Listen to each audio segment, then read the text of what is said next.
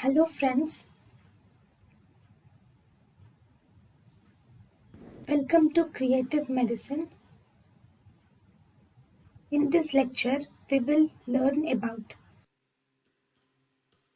Then the next type of scotoma is we have Roenne's central nasal step.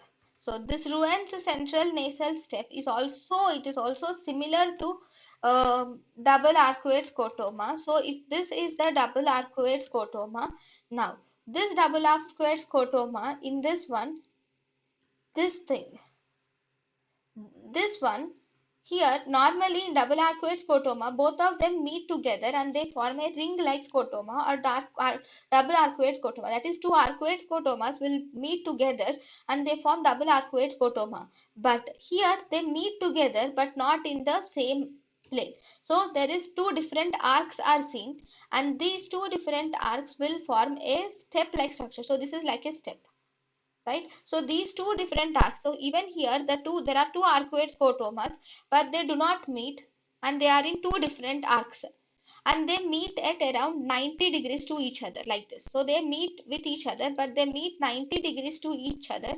So this here, even here it meets 90 degrees. So this is called as nasal step or Roenne's nasal step.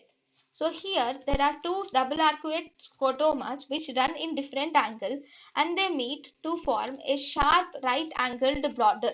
So here they are meeting to form a right angled border, which is called as Roenne's central nasal step.